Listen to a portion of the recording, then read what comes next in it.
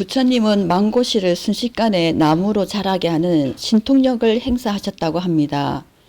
후세 사람들이 부처님의 위대함을 표현하기 위해 지어낸 이야기일까요? 만약 사실이라면 현재 이와 같은 신통력을 행하는 고승들이 없는 이유는 무엇일까요? 그래서 그 나도 아마 그 경전 자체에 나오는 건 아니고 아마 주석이나 이런 데 아마 나오는 얘기인데, 그 부처님이 실제로 신통이 갖고 계셨죠. 정확하게 몰라요. 근데 한편으로 보면 신통이 있었죠. 뭐 부처님께서도 깨달음을 얻고 나서 얻는 과정에서 생긴 게 뭐 천안통, 누진통, 그리고 천안통, 숙명통, 누진통이 생겼다거든요. 뭐 그 누진통은 어떤 깨달음에 이르는 번뇌를 뿌리 뽑는 걸 이제 누진통이라 표현했지만, 나머지 천안통이나 숙명통은 또 정말 신통이거든요. 천안통 같으면 업에 따라서 중생들이 여기저기서 태어나는 그 실상을 아시는 신통이고, 숙명통은 어떤 중생들의 전생을 아는 이런 신통을 뭐랄까 이제 얻으면서 나중에 깨달음에 이르셨거든요. 그 외에도 뭐 육신통에서 뭐 신족통 있기도 하고 천이통 있기도 하고 한데, 그런 신통이 있으셨고, 부처님 당시에 뭐 제자들도 신통을 가진 경우가 있었던 것 같고, 근데 한편으로는 이게 후대로 내려오면서 너무 부처님을 전지전능한 사람처럼 묘사한 경우가 많아요. 모든 것을 알고 모든 것을 보고 모든 것이 가능한 존재처럼 묘사하거든요. 그런 건 아닙니다. 이건 좀 가려서 들어야 돼요. 특히나 주석에 나온 내용들이 많거든요. 주석에 그런 내용이 많은데, 어떻게 보면 너무 그 한편으로는 부처님을 존경하기 때문에 너무나 존경하는 사람은 모든 걸 좋게 보게 돼 있거든요. 원래 그렇습니다. 너무나 신심이 있고 존경하기 때문에 모든 걸 좋게 되는 거야. 그래서 태국 같은 데 가잖아요. 태국 같은 데 가면 어떤 동네 가도 자기가 절에 다니는 절의 스님은 아란이에요. 그 신도들한테 들으면 아란이 너무 많아. 그 믿음이 강해서 그런 거예요. 너무 그 불교에 대한 신심이 있고 스님들을 존경하기 때문에 그렇게 생각하는 거예요, 이게. 근데 불교가 전래되는 과정에서도 석가모니 부처님을 너무 그런 식으로 바라보는 경향이 강합니다. 그래서 보면 주석을 가지고 뭐 부처님의 일대기를 보면 상식적으로 이해 안 되는 얘기도 너무 많아요, 솔직히. 때로는 일리가 있지만 때로는 과하다 이런 게 많습니다. 그 이유가 무엇이냐?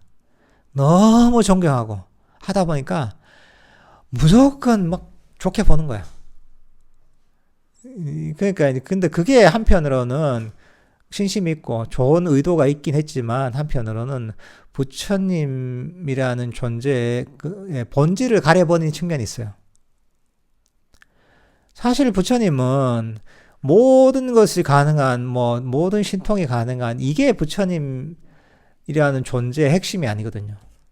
부처님이라는 존재의 핵심은 뭐냐면, 그리고 불교라는 가르침의 핵심은 뭐냐면, 우리를 괴로움에서 벗어나는 길로 인도해주는 법을 제시해줬다는 핵심이요. 부처님은 모든 걸 가능한 신통을 가지고 있고, 우리의 중생들의 모든 문제를 해결해준다는 게 이 가르침의 본질이 아니에요. 부처님의 본질이 아니에요. 그러니까 오히려 부처님을 완전히 절대자처럼 전지전능한 존재처럼 만들어버리니까, 그 부처님의 괴로움에서 우리를 건져주는 그 정말 귀중한 가르침이 제대로 드러나지 않는 측면이 있어요. 그러니까 이거는 좀 오버한 게 많아요. 이것도 좀 가려서 읽어야 돼요. 예를 들면 법구경에도 주석서가 있거든요. 책으로 법구경 이야기, 거기도 나름대로 읽을 만한 내용이 많죠. 근데 그 내용들 보면 웬만하면 저는 인용을 안 하거든요. 그 이유가 뭐냐면 내용들이 너무 끼워 맞추기가 너무 많아. 온갖 걸 다 끼워 맞춰보면 그러니까 이런 것들은 좀 가려가면서 읽어야 돼요. 그러니까 우리는 이 본질이 무엇인가에 초점을 맞춰야 돼요.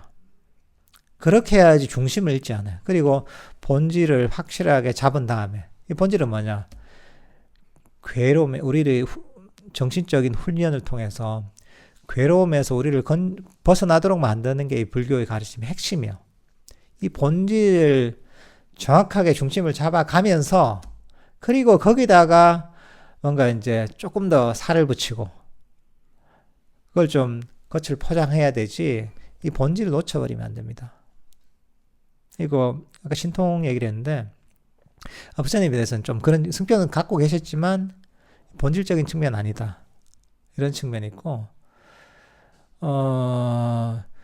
요즘은 아무래도 부처님 당시만큼 법에 대한 이해도 사실은 많이 퇴색됐고 부처님 당시 당연히 그렇죠.